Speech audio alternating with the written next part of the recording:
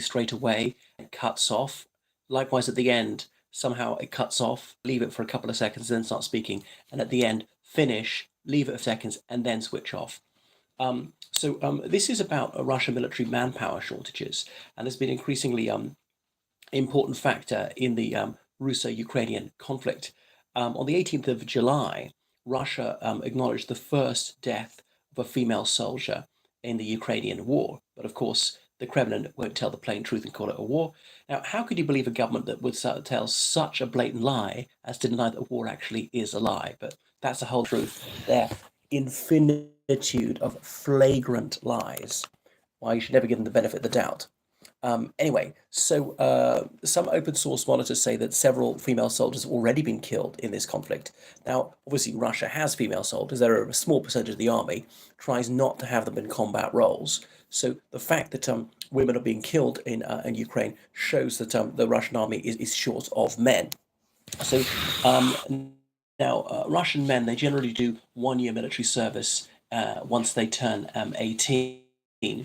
But now there are ways to avoid this. You can go to university first, you can do university abroad and just like never return. And wealthy people very often bribe their way out of it, even those in excellent physical condition had themselves deliberately misdiagnosed, permanently medically unfit for military service. I mean, wealthy Ruskies I knew at Oxford, not one of those boys had done military service. I don't blame them because they would have been going to the meat grinder Chechen in those days. And the other thing is, of course, life in the Russian army was just horrific. There was a Dielovshina, which was severe bullying, being severely beaten up. And several of them would, well, dozens would be killed by their own army or driven to suicide each year. It's not just tough, it was just savage and often so zombified by the brutality they experienced. No wonder that they then committed war crimes in Chechnya, Ukraine, and elsewhere. Apparently, it's not that savage anymore. So most Russian men have done their 1 year military service. They're out at the age of 18. But the Russian army is trying to get people to sign contracts as little as 3 months, men in their 20s, 30s, even into their 40s, to come back to the army. But the Ministry of Defense says that you're legally obliged to have at least a 4 week refresher course if you're a contractor who's come back, because you might have left the army over 20 years ago. Moreover, the technology has moved on. So you have to familiarize yourself with that. But there's a human rights group called Citizen, which advocates, partly on behalf of Russian military service personnel, says that owing to the exigency of the situation, they're often not even given that 4 week training period. So anyway, some of them have been just trained for under a week before being sent to the combat zone. But 2 weeks is more normal. So they'll rush through these refresher courses, but then they tend to make mistakes. They're handling weapon systems, whatever that they're unfamiliar with. They've not molded as a unit and things like that. So why the 3 month contract, hoping the war would be over in another 3 months? Could then be extended, some signing a 6 month or a 1 year contract. Of course, the Tajik and Kyrgyz people who sign up to them as well, Belarusians have all the same rights as Russian citizens. For example, there are certain loans which are only available to Russian citizens and Belarusian citizens. Because remember, the idea is the two would merge together. In 1999, they signed a treaty to reunite, and that's never ever happened 23 years on, to Putin's increasing frustration. One of the outcomes of this war, even if Russia loses, is almost certainly they will absorb Belarus, whether officially or unofficially, because it's now economically almost totally reliant on Russia. Almost nobody else trades with them. They're such a pariah. Hello there. My views on Iran delivering armed drones to Russia, well, it's bad, or rather it hadn't happened, because obviously going to strengthen Iran. But the very fact that Russia has to turn to Iran shows us that things are going badly for them. Why did they don't have enough of their own drones? Are their own drones insufficient quality? So it was really important to the Biden administration to bring back the Joint Comprehensive Plan of Action, the Iran deal, to revive that. Iranian oil and gas on the market, to get the world price down, to reduce Russia's energy stranglehold over Europe.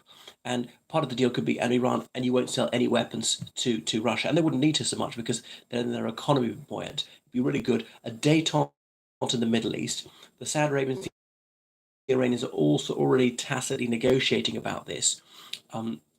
Would Iran withdraw support for the Houthi rebels in Yemen? And the Saudis, I mean, they've realized they've lost in Syria, and could they dial down that conflict and in Iraq likewise. Anyway, the military salaries of some of these contractors are up to $3,794 a month. That's 4 times the average salary. So men from economically deprived regions find these very alluring, these salaries. Very few Muscovites volunteer because they're richer than that.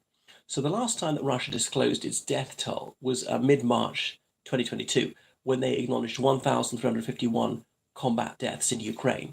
So the war's been going on for almost 5 months now. So let's multiply that original figure they gave us. That'd be up by five. That'd be up to 6,500 deaths by now. So Russia hasn't revealed the death toll, which in itself is revealing. So the United Kingdom estimates that Russia suffered something like 12,000 dead and about 3 times as many wounded. So President Putin is still refusing to order general mobilization because now that would be an advantage if he did, because there could be a call up of anyone. Anyone they want is called back to the military. That would solve the manpower problem. It would also admit this policy has failed, and it would also require to say that this war actually is a war. So Ukraine is also suffering severe manpower shortages. They have acknowledged they're sustaining over 100 deaths per day. Men up to the age of 18 are not allowed to go abroad, but some wealthy men are allowed to go abroad if they cross the right palm with silver, having themselves classified as a diplomat or some sportsman who's going to represent Ukraine in whatever it is. And I know a Ukrainian man, he's about my age, he's peak fitness, and he is allowed to reside in the United Kingdom. I shan't reveal his identity. So this flagrant injustice is causing disquiet. Anyway, so Ukraine talks about building a 1 million-man army. Well, that actually is feasible. They've got over 10 million military-age males. Having said that, of course, women can join the army, but they tend to be a small percentage of the army. And unlike in Russia, in Ukraine, ordinary economic life has largely stopped. Most jobs are just not being done. A lot of schools in the East have been abandoned. Children aren't going to school, they've fled. A lot of businesses just can't function. People have fled from the occupied areas. It's not a lot of people are staying in hotels or eating in restaurants very much. There's not a lot of retail shopping. And obviously, you need the buses and the railways to function. Maybe some of the farms, the hospitals need to function, but a lot of jobs is just not being performed. This is a job for them to do. And as the economy is largely shut down, that's money for them, a salary, which the European Union is going to pay. So the idealism is dissipated on for some sort of grudging commitment to it, but that first euphoric burst of patriotism, that fervor gradually leaches away. Likewise in Russia. So Ukrainians are seeing that this war will not be short, will not be easy, and the chance of being killed or maimed for life is high. So it's not alluring. But why is the European Union so eager to help Ukrainian refugees? They're not so much about Iraqis or Afghans. Thoughts on Russia possibly drafting people from the bigger cities? Well, they might be obliged to do that. Eventually, they're really trying to avoid it. And they're raising the spectre of nuclear war to intimidate the West, who would back down because we can't risk a nuclear exchange. They've got their shill Lukashenko to amplify that. Ukraine's got to accept these demands, otherwise it'll be nuclear war. Medvedev mentioned it the other week, which I really don't think they're going to do. But what actually happens when a NATO country takes military action against Russian aggression? Well, we have a case study this. 2015, a Russian military aircraft, it flew into Turkish airspace, and the Turks, in their credit, they shot it down. Right? There were no messing around. Erdogan, I think he's a complete prick, but on this one, I respect him. Now, Russia rattles its saber, but did nothing. So if even Turkey can do that, other NATO countries can certainly do that. Now, there are many smaller NATO countries bordering Russia: Lithuania, Latvia, Estonia. But they're very much at the core of NATO. Turkey's a bit of a maverick, always clashing with other Western countries over other things. People are reluctant to have Turkey in NATO because it's a semi-dictatorship. But none of that is true of Latvia, Lithuania, Estonia, and there are large numbers of Western troops, in Latvia, Lithuania, Estonia. I know they might call themselves Western themselves, but like American, German, British, and so on. So we see that manpower is becoming a problem for them. And the thing is, you just can't have any soldiers. They've got to be trained, they've got to be specialists. They don't have enough mechanics and technicians to repair things when they go wrong. So yeah, keep it up. It is hurting them. Obviously, it's hurting the Ukrainians as well. But a certain war weariness will set in.